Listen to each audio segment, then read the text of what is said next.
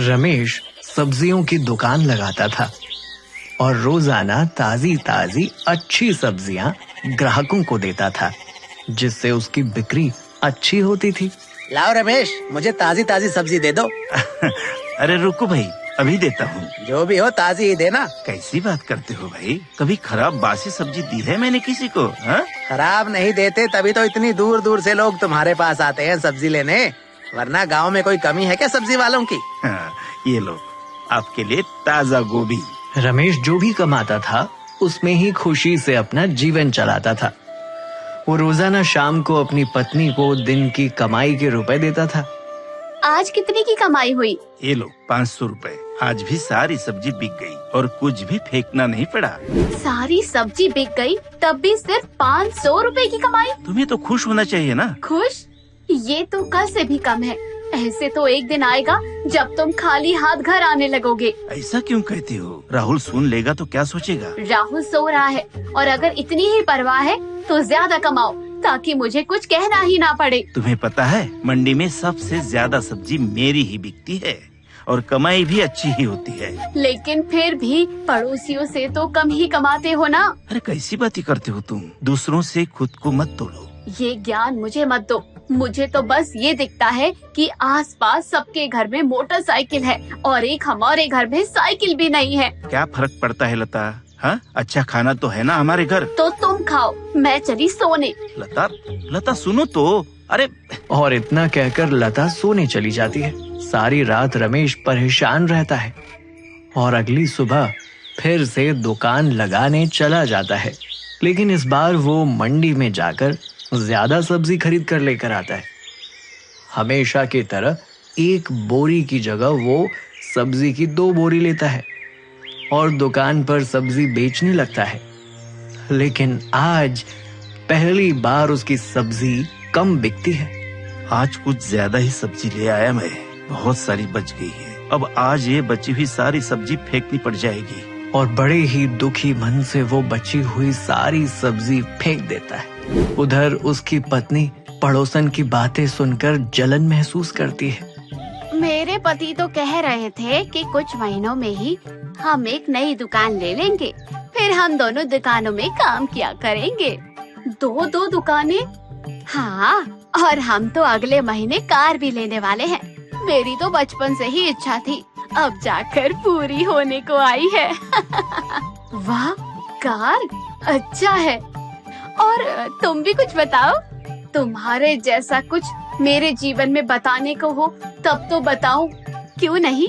सुना है सारी मंडी में भैया जैसी सब्जी कोई नहीं बेचता, हर कोई उन्हीं के पास जाता है। खूब कमाई हो रही होगी भैया की।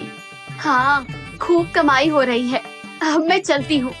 लता नाराज होकर वहाँ से घर वापस आ जाती है और नाराज होकर घर के बाहर बैठी हुई रहती है। रमेश घर पहुंचकर देखता है कि लता बाहर ही बैठी है। राहुल रमेश को बाहर ही पकड़ लेता है। पापा, मुझे स्कूल में कलर्स लेकर जाने हैं, उसके लिए रुपए चाहिए थे। अब बेटा आज रहने दो, कल मैं तुम्हें कलर्स लाकर दे दूंगा।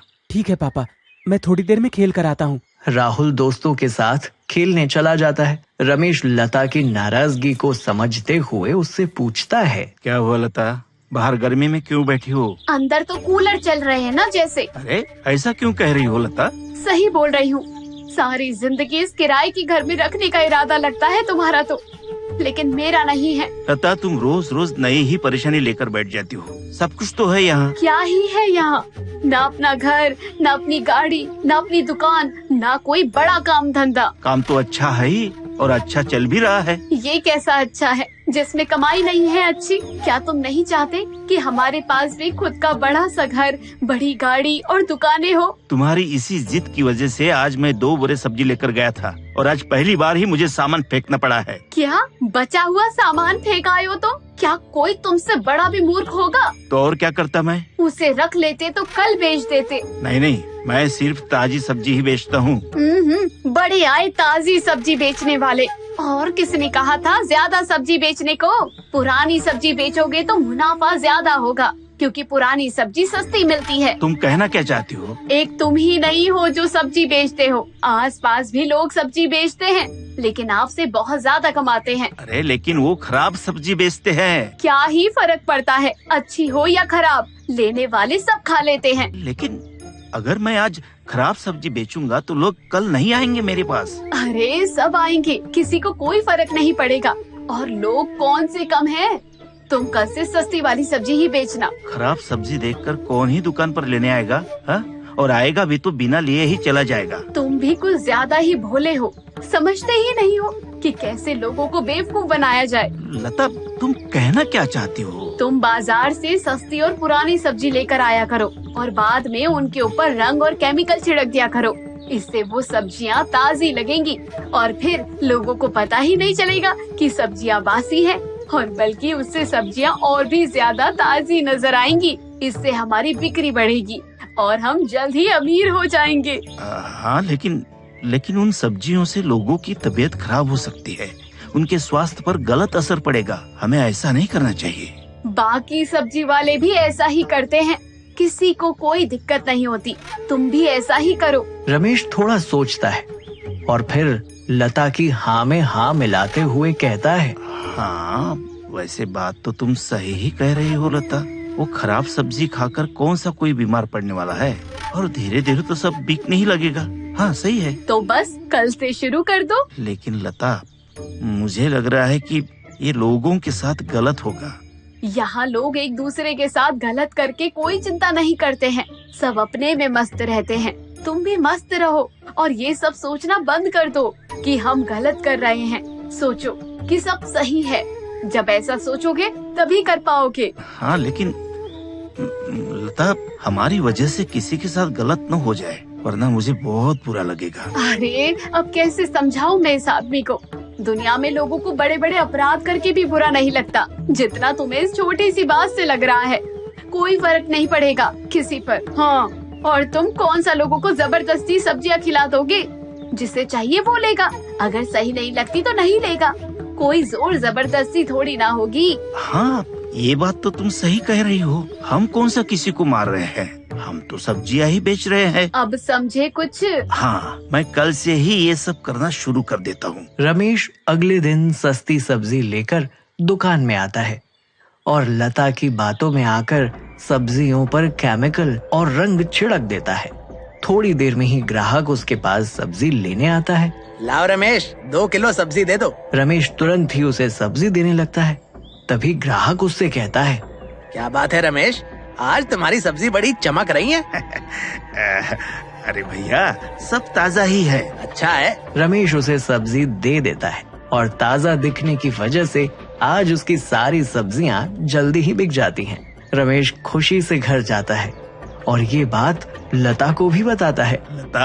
लता, तुम्हारी तरकीब तो काम कर गई।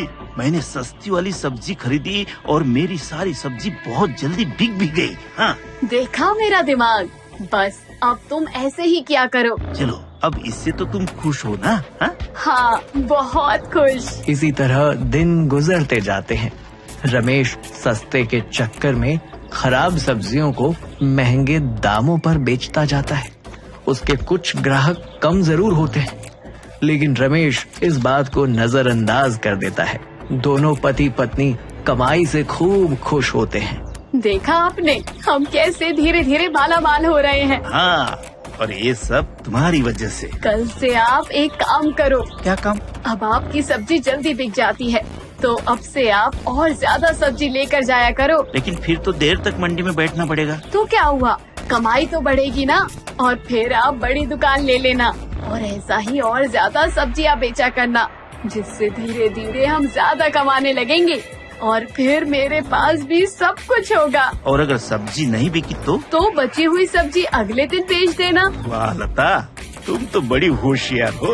और फिर दोनों हंसने लगते हैं। अगले दिन सूरज का जन्मदिन होता है और वो राहुल को खाने पर अपने घर बुलाता है। राहुल, आज शाम को तुम्हें मेरे घर पर आना है, मेरे जन्मदिन की दावत है। मैं जरूर आऊंगा और तुम्हारे लिए भी कुछ लेकर आऊंगा। अब रमेश के दुकान पर ग्राहक कम होने लगे थे और आज उसकी सब्जी भी कम बिकी थी। रमेश भी दुकान पर बैठा यही सोच रहा होता है। अरे कुछ दिन से सब्जी कम बिक रही है। कुछ करना पड़ेगा। खैर जल्दी से अब ये सारी सब्जी बिक जाए तो मैं भी घर जाकर आराम करूं। तभी सुनील रमेश की दुकान पर सब्जी लेने पहुंचता है। सुनील रमेश से बहुत सारी सब्जी लेता है। रमेश बहुत खुश होता है। अब शाम हो चुकी थी और राहुल भी सूरज का जन्मदिन मनाने उसके घर पहुंचता है। सब मिलकर केक काटते हैं। तब राहुल सूरज से कहता है, सूरज, मुझे जल्दी घर जाना है। ठीक है, तुम अभी खाना खाकर जाना। सबसे पहले राहुल को खाना दिया जाता है। राहुल भी जमकर खूब सारा खाना खाता है और वहाँ से घर को लौट जाता है। रास्ते में राहुल की तबीयत बिगड़ जाती है। उसे अचानक ही खून की उल्टियाँ होने लगती हैं। वो बीच रास्ते में ही बेहोश भी हो जाता है। तभी वहाँ से घर लौटते हुए रमेश की नजर राहुल पर पड़ती है। राहुल को सड़क पर पड़े देख रमेश घबरा जाता है। वो तुरंत ही राहुल को लेकर अस्पताल पहुँचता है। डॉक्टर तुरंत ही राहुल को एडमिट कर लेते हैं। थोड़ी देर में लता भी वहाँ आ जाती है। राहुल की हालत देख दोनों बहुत परेशान होते हैं। डॉक्टर उन्हें बताते हैं कि राहुल की तबीयत खराब खाना खाने की वजह से बहुत ज्यादा बिगड़ गई है। रमेश गुस्सा हो जाता है। वो तुरंत ही सुनील को फोन करता है। सुनील, तुमने क्या खिलाया है मेरे बेटे को जो उसकी तबीयत इतनी खराब हो गई है? हा? मैंने तो उसे घर का खाना ही खिलाया है। कहीं ऐसा तो नहीं कि उसने बाहर कुछ खा लिया हो? नहीं, जरूर तुमने खराब खाना खिलाया है। हम खराब खाना क्यों खिलाएंगे राहुल को? और वैसे भी सब कुछ तो मैं आज तुम्हारी दुकान से ही लेकर आया था। रमेश को याद आता है कि दोपहर में ही सुनील ने सारी सब्जियां उसी से ली थी, जिससे तुरंत ही उसे इस बात का एहसास हो जाता है कि कैसे उसकी दी हुई सब्जियों की वजह से राहुल की हालत गंभीर हो गई है। वो सुनील से माफी मांगते हुए कहता है, सुनील मुझे माफ कर देना और वो खाना और सब्जियां किसी को मत खिलाना। और इतना कहकर रमेश फोन काट देता है। लता बाहर बैठी बहुत रो रही होती है कि तभी डॉक्टर बाहर आता है। डॉक्टर साहब कैसा है मेरा बेटा? हा? डॉक्टर उदास आवाज में उससे कहता है, उसकी हालत सही नहीं है। डॉक्टर उन्हें हिम्मत बांधकर वहां से चला जाता है। दोनों बहुत रोते हैं और खुद को कोसते हैं। ये सब मेरी वजह से हुआ है। मेरी ही गलती है जो आज हमें ऐसा दिन देखने को मिल रहा है। मेरे लालच की वजह से आज हमारे बेटे के साथ ऐसा हुआ है। मेरा बेटा ठीक हो जाए बस। मैं अब कभी लालच नहीं करूंगी।